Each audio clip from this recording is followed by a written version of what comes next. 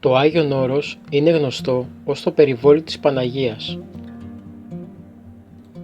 Δόθηκε στην Παναγία από τον ίδιο τον Κύριο.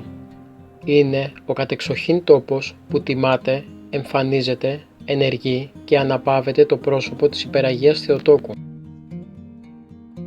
Οι εικόνες που θα δείτε παρακάτω είναι οι 10 πιο θαυματουργές εικόνες του Αγίου Όρους. Παναγία άξιον εστί. Η θαυματουργή αυτή εικόνα φυλάσσεται σήμερα στο Ιερό Σύνθρονο του Πρωτάτου των Καριών. Παναγία Πορταΐτισσα. Ιερά Μονή Ιβύρων. Είναι από τις εικόνες εκείνες που διασώθηκαν από την εικονομαχία και μεταφέρθηκαν θαυματουργικά στον άθρο. Παναγία Γλυκοφιλούσα. Ιερά Μονή Φιλοθέου. Όπως η Πορταΐτισσα, έτσι και η Γλυκοφιλούσα είναι από τις εικόνες εκείνες που διασώθηκαν από την εικονομαχία και μεταφέρθηκαν θαυματουργικά στον άθρο. Παναγία Γοργοϊπίκοος. Ιερά Μονή Δοχιαρίου.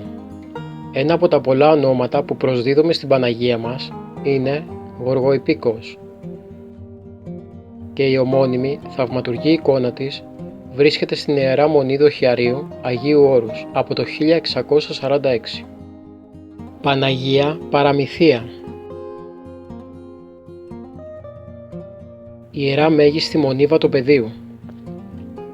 Ανεβαίνοντας τη σκάλα που βρίσκεται στα αριστερά της κεντρικής πύλης του Καθολικού της Ιεράς Μέγιστης Μονής Βατοπεδίου υπάρχει παρεκκλήσιο αφιερωμένο στην Παναγία την Παραμυθία. Μέσα σε αυτό μεταφέρθηκε η θαυματουργή εικόνα της Παναγίας. Παναγία Φοβερά Προστασία. Ιερά Μονή Κουτλουμουσίου. Αυτή η εικόνα της Θεοτόκου ήταν το μόνο αντικείμενο που σώθηκε από μια φοβερή πυρκαγιά, η οποία κατέστρεψε ολόκληρο ένα μετόχι της Μονής στην Κρήτη. Μεταφέρθηκε στη Μονή, όπου εξακολουθεί να επιτελεί πολλά θαύματα, όπως μαρτυρείται από τους πατέρες της Μονής και τους προσκυνητές. Παναγία Τριχερούσα. Ιερά Μονή Χιλανδαρίου. Η θαυματουργός εικόνα της Παναγίας Τριχερούσας αποτελούσε οικογενειακό κοιμήλιο του Αγίου Ιωάννη του Δαμασκηνού, ο οποίος με ευλάβεια την φύλαγε στο παρεκκλήσιο του σπιτιού του. Παναγία Οδηγήτρια. Ιερά Μονή Ξενοφόντος. Η εικόνα αυτή βρισκόταν από πολύ παλιά στο καθολικό της Ιεράς Μονής Βατοπεδίου, στον κύωνα του αριστερού χορού. Το 1730 όμως εξαφανίστηκε ξαφνικά από τη θέση της, ενώ οι πύλες του ναού ήταν κλειδωμένες και βρέθηκε στην Ιερά Μονή Ξενοφόντος. Όλοι νόμιζαν ότι κάποιος την είχε κλέψει κρυφά και έτσι η εικόνα μεταφέρθηκε πίσω στη θέση της, ενώ οι βατοπεδινοί πατέρες έλαβαν αυστηρότατα μέτρα ασφαλείας και σφράγισαν τον ναό. Σε λίγη όμως ώρα, όταν ανοίχθηκε η εκκλησία για την ακολουθία, η εικόνα έλειπε και πάλι από τη θέση της και πολύ σύντομα έφτανε η είδηση από τη Μονή του Ξενοφόντος ότι βρέθηκε και πάλι στην αντίστοιχη θέση του εκεί καθολικού. Οι βατοπεδινοί πίστηκαν για το θαύμα και αποφάσισαν να μην αντισταθούν άλλο στη θέληση της Θεομητόρος. Έτρεξαν στη Μονή Ξενοφόντος για να προσκυνήσουν την οδηγήτρια και για πολύ καιρό της έστελναν λάδι και κερί στη νέα της κατοικία. Παναγία Εσφαγμένη. Ιερά Μέγιστη Μονή Βατοπεδίου. Για την εικόνα αυτή διηγούνται ότι πληγώθηκε από το μαχαίρι ενός δίστροπου ιεροδιάκονου και εκκλησιάρχη, επιμελητή της Εκκλησίας Νεοκόρου, ο οποίος εξαιτίας δήθεν του διακονήματός του έφτανε πάντοτε καθυστερημένος στην τράπεζα. Σε μια παρόμοια περίπτωση, ο τραπεζάρης, αγανακτισμένος, αρνήθηκε να του δώσει φαγητό. Οι ταραγμένοι και οργισμένοι λογισμοί του εκκλησιάρχη στράφηκαν εναντίον της Θεοτόκου, που ενώ αυτός την υπηρετούσε, αυτή δεν μεριμνούσε ούτε για την τροφή του.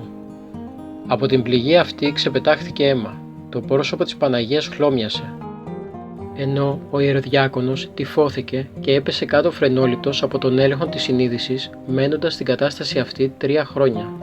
Τότε, χάρη στις προσευχές του ηγουμένου και της αδελφότητας, η Παναγία εμφανίστηκε στον ηγούμενο και ανάγγειλε τη θεραπεία του. Ο εκκλησιάρχης πέρασε την υπόλοιπη ζωή του σε ένα στασίδι απέναντι από την εικόνα, θρηνώντας το φοβερό αμάρτημά του, και πριν πεθάνει πήρε τη συγχώρηση από την ίδια την Παναγία, που του ανέγγειλε όμως, όπως προηγουμένως και στον ηγούμενο, ότι το βλάσφημο χέρι του θα υφίσταταν παραδειγματική τιμωρία μετά θάνατον. Πράγματι, μέχρι σήμερα φυλάσσεται αλλίωτο και κατάμαυρο κοντά στην εικόνα που είναι τοποθετημένη στον άρθικα του παρεκκλησίου του Αγίου Δημητρίου. Παναγία Αντιφωνήτρια. Ιερά Μονή Κωνσταμονίτου. Η εικόνα λέγεται πως ονομάστηκε έτσι όταν η κόρη του αυτοκράτορος Θεοδόσιου Πλακιδία, φεύγοντας από τη Ρώμη όπου ήταν παντρεμένη, θέλησε να προσκυνήσει στο Άγιον Όρος πριν φτάσει στην Κωνσταντινούπολη. Οι μοναχοί την υποδέχθηκαν στον Αρσανά, αλλά εκείνη θέλησε να προσκυνήσει στο ναό. Τότε ηκούστη φωνή επιτακτική από την εικόνα της Θεοτόκου που έλεγε «Τι θέλει η γυναίκα αυτή στον τόπο αυτό όπου μία είναι η βασίλισσα?» Η Πλακιδία τρόμαξε, γονάτισε και ζήτησε συγγνώμη από τη Θεοτόκο. Φεύγοντας, διέταξε να τοποθετήσουν στο σημείο εκείνο την εικόνα της Παναγίας, η οποία ονομάστηκε Αντιφωνήτρια.